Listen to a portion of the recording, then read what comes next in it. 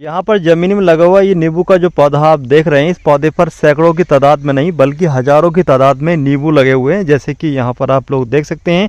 पिछली वीडियो में धर्मवीर सिंह जी ने आप लोगों को बताया था, घर पर अगर आपने गमले में नींबू का पौधा लगा रखा है तो आप अपने नींबू के पौधे से किस तरीके से ज़्यादा फल ले सकते हैं। लेकिन आज की इस वीडियो में हम आपको बताएंगे धर्मवीर सिंह जी के द्वारा नहीं बल्कि एक ऐसे किसान के बारे में जो कि प्रगतिशील किसान है और नींबू की खेती करते हैं, नींबू की फार्मिंग करते हैं और नींबू की इस फार्मिंग से लाखों रुपए सालाना के हिसाब से कमाते हैं।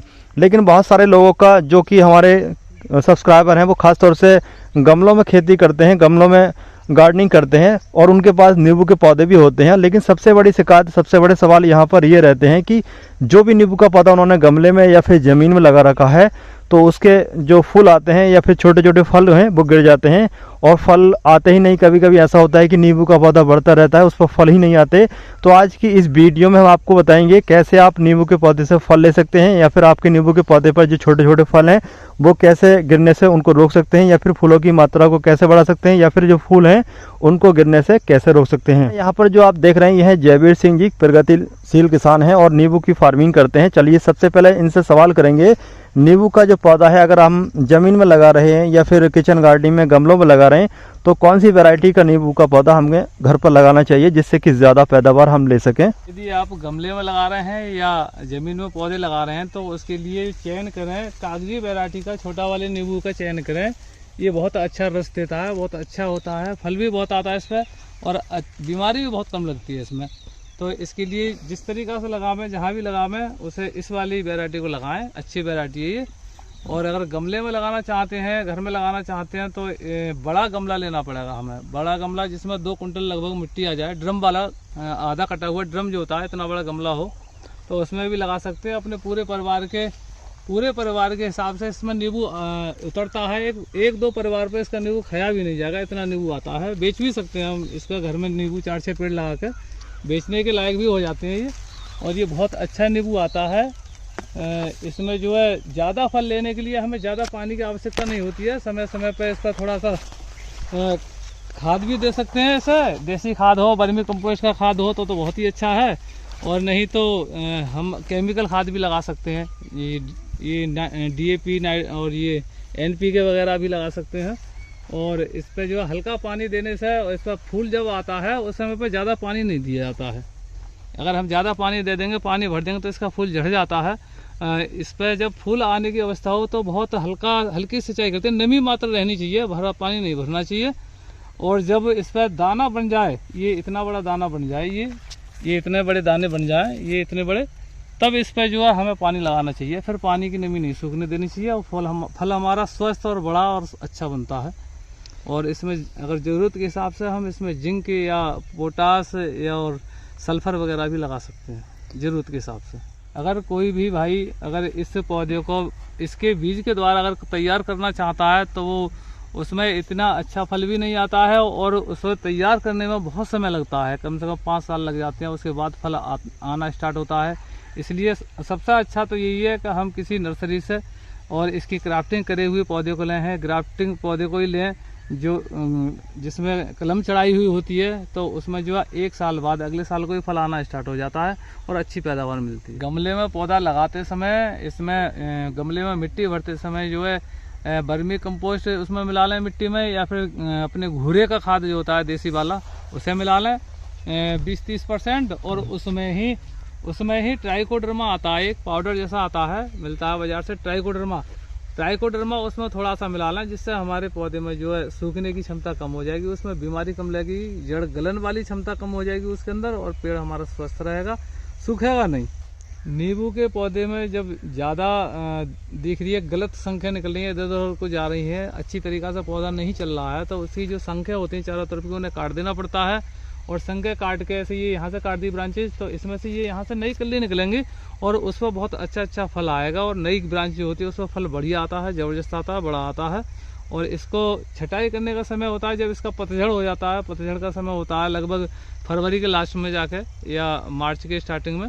तो उस समय पर इसकी थोड़ी डालियों को काट देना चाहिए। उसके बाद जो नई ब्रांचें निकलती हैं तो उस पर फल अच्छा आता है और पेड़ हमारा काफ़ी अच्छा और घना हो जाता है, उसकी डालियाँ ब्रांचें घनी हो जाती हैं और फल अच्छा आता है उसको। हमारे इन पौधों पे जो है बारिश से पहले और बारिश के बाद, बारिश के समय में भी कुछ बीमारियां लगती हैं, तो उस समय पे हमें जो बारिश से पहले एक स्प्रे कर देनी चाहिए जिसमें फंजीसाइड कीटनाशक थोड़ा बहुत हो मिला हुआ, और बारिश के चलते चलते बारिश के लास्ट समय तक भी एक आध स्प्रे कर देनी चाहिए, जिससे हमारे पेड़ों पर जो बंधने का जो रोग आता है, इस तरीके का जो रोग आता है, ये वाला रोग नहीं आएगा। फिर ये सिकुड़ा सिकुड़ा सा आ रहा है, इससे पत्ती खराब होती है, ब्रांच खराब होती है, फिर फल भी छोटा रह जाता है, फिर फल बढ़िया नहीं आता है।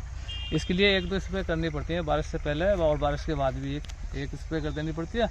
उससे जो फल हमारा सही आता है, पत्तियां सही होती हैं, तो इन्हें पोषण अच्छा मिलेगा, फल अच्छा आएगा। हमारे इन पेड़ों में अधिक फल लेने के लिए हम मधुमक्खियों के द्वारा पॉलिनेशन कराते हैं इसमें, क्योंकि हमारे यहाँ मधुमक्खियाँ रखी हुई रहती हैं हमारे बाग में, इसलिए इनमें ऑटोमेटिक पॉलिनेशन होता रहता है। और जिसके यहाँ पे मधुमक्खियाँ नहीं हो तो वो एक टंकी में करीब 1 टंकी पानी में करीब 200-250 ग्राम शहद मिलाकर उसमें और पेड़ों पे स्प्रे कर दे, तो उससे मधुमक्खियाँ ज़्यादा आती हैं और फूलों पर पॉलिनेशन ज़्यादा होता है, फल बढ़िया और स्वस्थ और ज़्यादा बनते हैं। जब मधुमक्खियाँ जाती हैं तो फूल झड़ने की समस्या भी कम हो जाती है, क्योंकि उनके फूलों के अंदर गर्भाधान की क्रिया ज़्यादा मात्रा में हो जाती है, तो फल भी ज़्यादा बनते हैं, फूल कम झड़ते हैं। अब मैं आपको बताने जा रहा हूँ 20 रुपये में एक ऐसी चीज़ मिलती है जिसको खेत में लगाने से बहुत अधिक फल आते हैं, जिसका नाम बोलते हैं डीकम्पोजर। डीकम्पोजर की एक 20 रुपये की छोटी सी शीशी आती है, और उसके लिए हम 200 लीटर के ड्रम में उसे डाल के और 2 लीटर गुड़ डाल कर उसको तैयार करते हैं घोल के लिए। 8 दिन में वो तैयार हो जाता है लगभग,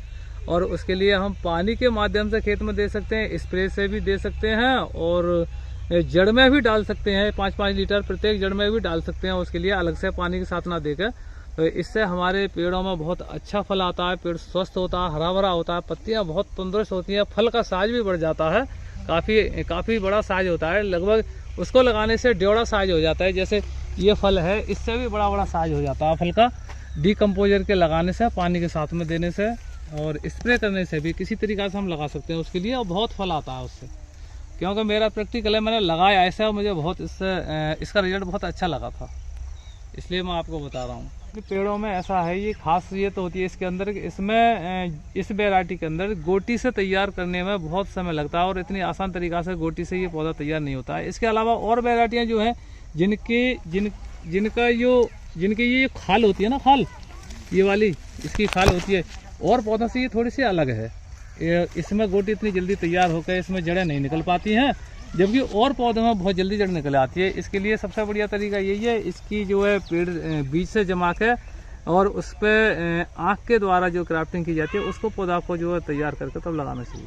इस साल हमने पौधा लगाया था, उस साल लगाने के बाद जब ये चालू हो गया, पौधा चलने लगा, इसमें संख्या निकलने लगी, तो जब इसमें फल आना स्टार्ट हुआ तो पहली साल ही हमें एक पौधे से 2-2.5 किलो तक फल इससे मिल चुके। हमें कहने का मतलब जो हमें पौधे की कीमत हम जो है पहले साल में वसूल कर चुके इसकी, और जैसा जैसा पौधा बड़ा होता जाता है इसका फल की मात्रा बढ़ती चली जाती है, और लगभग इतने बड़े पौधे पर मैं समझता हूँ इस पर 1-1.5 कुंटल तक फल आ सकते हैं इस पौधे पे, इतने बड़े पौधे पर।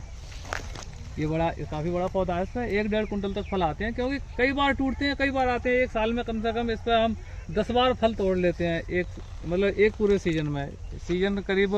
सीजन की बताऊं मैं आपको बात का, सीजन इसका हमारा चलता है अगस्त के महीने से। अगस्त के महीने से इसमें फल बहुत अच्छी तरीक़ा से हो जाते हैं तैयार, और हम तोड़ना स्टार्ट करते रहते हैं। अगस्त, सितंबर, अक्टूबर, नवंबर, दिसंबर, जनवरी, फरवरी, मार्च तक इसके फल हम बहुत ही मात्रा में, ज़्यादा तादाद मात्रा में तोड़ते हैं। उसके बाद थोड़ा इसकी पैदावार जो थोड़ी हल्की हो जाती है। गर्मी के समय में जैसे गर्मी बढ़ती जाती है, थोड़ी इसके फूल झड़ते चले जाते हैं, फिर पैदावार कम होती है। लेकिन इसका फूल जो गर्मियों में भी आता है, लेकिन उसके लिए थोड़ी शेड की व्यवस्था करनी पड़ती है, वो थोड़ा अलग मैटर है, उसमें थोड़ा सा ज़्यादा खर्चा आएगा, इसलिए हम उसे नहीं कर पाते। गर्मियों में भी ये फल दे सकता है, फूल गर्मियों में भी आते हैं इस पर, और 12 महीने फूल आते हैं इस पर, हर महीने फूल आता है इस पर, और हर महीने फल बनते हैं इस पर, और हर महीने फल छोटे बड़े तैयार होते रहते हैं। ये छोटा है, इससे छोटा और देखो ये निकल रहा है, ये बड़ा है, ये पीले पड़ गए, और ऊपर के फल बड़े बड़े, छोटे बड़े फल आते चलते ही रहते हैं। यहाँ पे इन पौधों में जो है थोड़ी सी हमें ये देखना पड़ता है कि गर्मी के समय में और बरसात के समय में नींबू के पौधे के लिए ज़्यादा पानी की ज़रूरत नहीं होती है, थोड़े पानी में इसका काम चलता है। अगर हम ज़्यादा पानी इसमें भरे रखें हर समय, तो इसके पौधे जो है सूख जाते हैं, गलन का रोग लग जाता है इनके पौधे में, इसलिए हमें जो है पानी के निकास की थोड़ी सी सुविधा रखनी चाहिए। पेड़ों के जो जड़ें होती है, जड़ के किनारे किनारे हमें थोड़ा सा मिट्टी ज़्यादा डाल देनी चाहिए, जिससे पानी अगर भरा भी जाए तो जड़ के किनारे पर ना भरा रहे, थोड़ी दूर रहना चाहिए पानी। इसलिए हमें जड़ के सहारे से मिट्टी डालकर थोड़ा ऊंचा कर देना चाहिए, पानी जो चारों तरफ देना चाहिए, जड़ पर भर कर नहीं रखना चाहिए। और जड़ पर हम पानी भर कर रखेंगे तो पेड़ सूखने की समस्या सामने आ जाती है। इसलिए हमें पानी जो है हल्का लगाना चाहिए, समय से लगाना चाहिए, हल्की नमी बनी रहनी चाहिए पेड़ों में, और दूर दूर पानी लगाना चाहिए। पेड़ के नीचे ही भर के खड़ा नहीं करना चाहिए हमें पानी के लिए, तो जिससे जो फल भी ज़्यादा आएगा और सूखेगा भी नहीं पेड़। ये सामने एक पेड़ सूख गया है, मैं आपको दिखाना चाहता हूँ। अब इसमें पानी ज़्यादा भर गया, पानी ज़्यादा भरने से इसमें पेड़ में जड़ की जो है गलन का रोग लग गया, गल गया और ये सूख गया, इसमें बीमारी आ गई। पानी थोड़ा दूर रहना चाहिए या खाले को ऊंचा कर देना चाहिए। ये फल जो है ये पेड़ों में जो है पूरी तरीक़ा से ऑर्गेनिक तरीक़ा से किए हुए हैं, क्योंकि इसमें मैंने कोई पेस्टिसाइड का इस्तेमाल नहीं किया है। केवल एक फंजीसाइड तो वास्तव में लगानी पड़ी मजबूरन बस, क्योंकि उसका कोई विकल्प नहीं मिल रहा था। इस वजह से ये इस तरीके के पत्ते जो हो जाते हैं, ख़राब से दिखाई दे रहे हैं, ये टेढ़े मेढ़े पत्ते हो जाते हैं, दिख रहा है इसलिए। और बाकी ये सब ऑर्गेनिक है, फंजीसाइड के अलावा और कोई इसमें दवाई नहीं लगाई है, ना ही कोई खाद डाला है। अभी खाद हमारे पास घूरे का है, वर्मी कंपोस्ट का खाद है, उसे डालने से अच्छी ग्रोथ करते हैं पेड़ और फल भी बहुत अच्छा लगता है।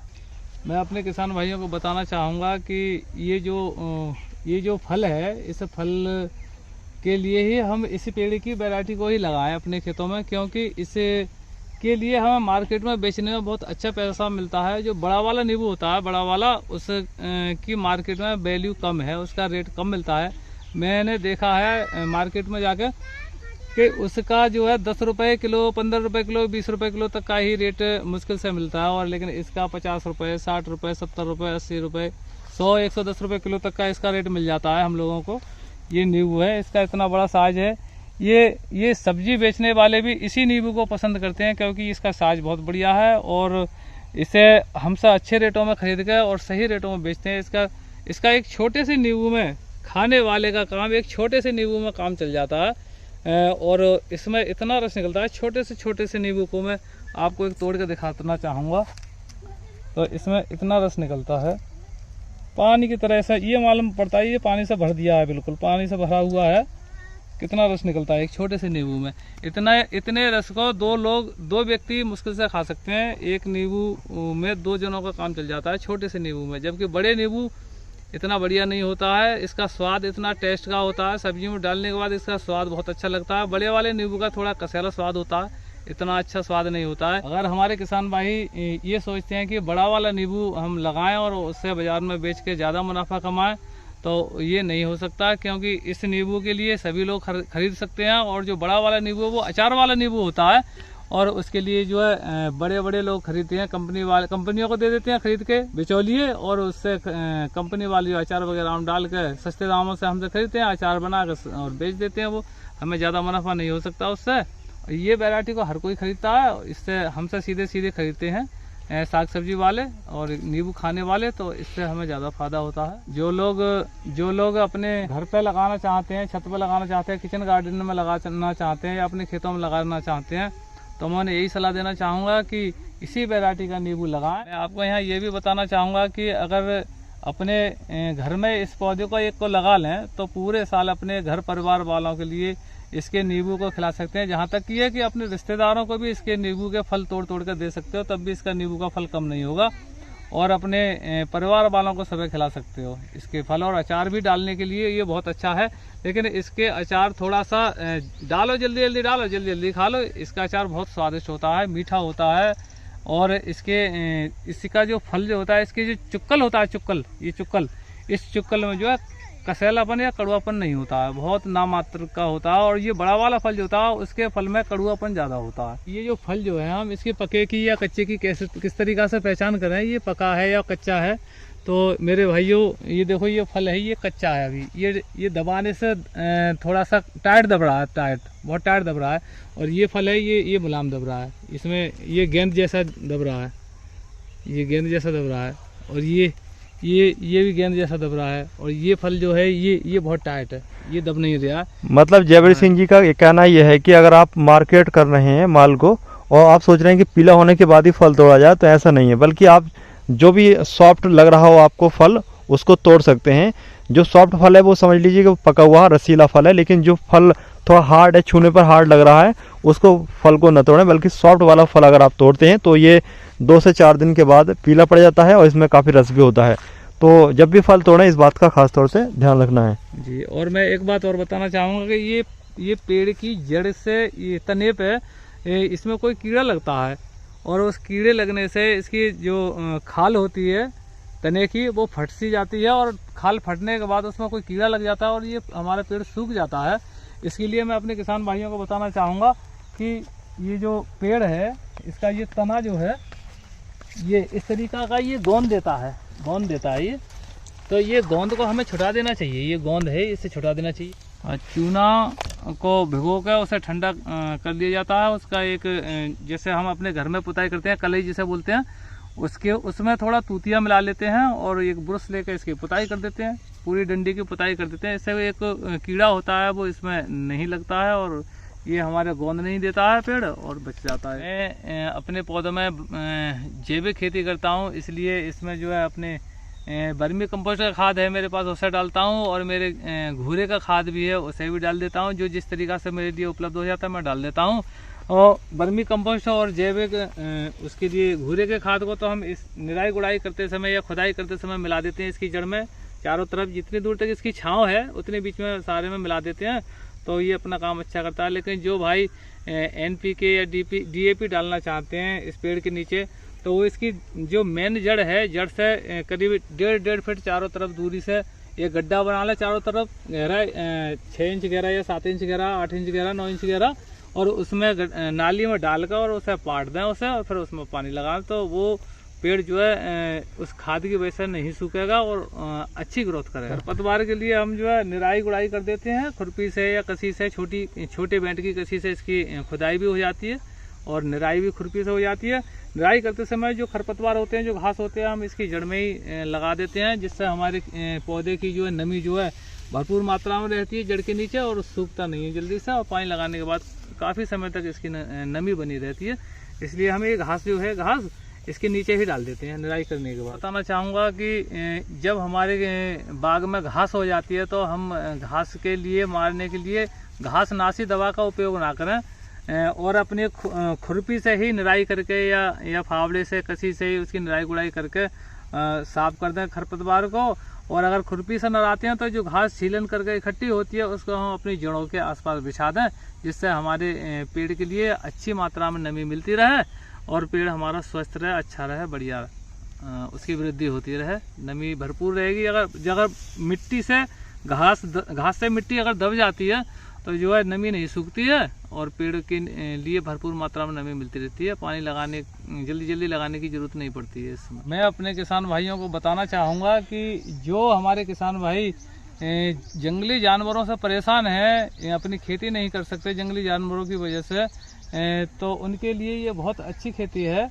अपने खेतों के चारों तरफ एक बाड़ा लगा दें इसका, और अच्छी तरीक़ा से क्राफ्टिंग करके एक बाड़ जैसी बन जाती है इसके पेड़ों की, इनके ब्रांचों से, और अंदर पशु भी नहीं घुस सकते हैं खेत में। नील गाय हैं, ये भी खेत में नहीं आएंगे, और इनसे हम अच्छा मुनाफा कमा सकते हैं अपने खेत की बाड़ लगा के, और इसके फल लेकर बाज़ार में बेच के अच्छा मुनाफा कमा सकते हैं। इसके अलावा जो भाई हमारे बंदरों से बहुत परेशान है, खेती नहीं कर सकते अपने गाँव के किनारे वाले खेतों में, तो उन लोगों के लिए, उन भाइयों के लिए बहुत ही अच्छी खेती है ये।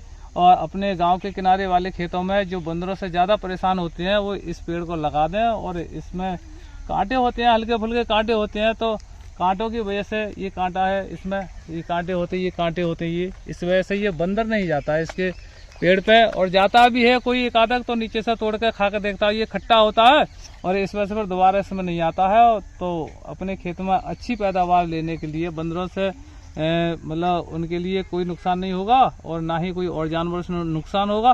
नीलगाय भी इसको नहीं खाती, इसकी पत्ती को नीलगाय भी नहीं खाती है, ना इसके फल को नीलगाय खाए, ना ही हमारे जो गाय हैं, गाय भी इसके फल को और पत्ते को नहीं खा सकती है, क्योंकि इसमें कांटा भी होता है, खट्टा भी होता है। इसलिए मैं अपने भाइयों से ये प्रार्थना करूंगा, किसान भाइयों से, कि ये बंदरों की जगह पे और जहाँ जानवर, जंगली जानवर बहुत हमारे किसान भाइयों को नुकसान पहुंचाते हैं, वहाँ इन फसलों को करें और अपने बाजार में इसको बेच कर अच्छा मुनाफा कमाएं। यहाँ पे ये मधुमक्खी रखी हुई है हमारी, और मधुमक्खी से ही हमारा जो है पॉलिनेशन, नींबू में भी पॉलिनेशन होता है, सरसों में भी पॉलिनेशन होता है मधुमक्खियों से, और इसीलिए से हमने ये मधुमक्खी यहाँ लगा रखी है, जो हमारे खेतों में पॉलिनेशन अच्छी तरीक़ा से हो। इससे हमें डबल लाभ होता है, हमारी खेती भी अच्छी होती है और हमें मधुमक्खियों से शहद भी बहुत अच्छी मात्रा में मिलता है। मधुमक्खियों के अंदर जो शहद होता है छत्ते में, वो भी दिखाना चाहता हूँ। और आप इसे देखो कितना 8 दिन के अंदर इसमें कितना शहद भर दिया मधुमक्खियों ने। अब ऊपर से देखने से पता चलता है कि इसमें कितना शहद हो सकता है। और इसे अभी 8 दिन हुए हैं शहद निकले हुए, अब शहद 2-4 दिन में निकलने की स्थिति में इसका शहद आ सकता है। मैं आपको एक छत्ता निकाल कर दिखा सकता हूँ। ये देखिएगा, इसमें जो शहद भरा हुआ है, ये सारा शहद है, ये सब शहद है इसमें, ये सब शहद भर दिया है इसमें मधुमक्खियों ने। इस तरीक़ा से हमें मधुमक्खियों से इतने लाभ होते हैं कि हमारे लिए शहद भी मिल रहा है और हमारे खेत भी फल, सरसों में भी कितना अच्छा फली आई है देखो, और हमारे नींबुओं में कितना अच्छा फल आया था। ये इसकी मधुमक्खी की ये वो है, जिससे हमें अच्छा मुनाफा होता है। अगर आप चाहते हैं कि मधुमक्खी का पालन किस तरीके से किया जाए, तो इसके लिए आप जानना चाहते हैं तो इस चैनल पे कमेंट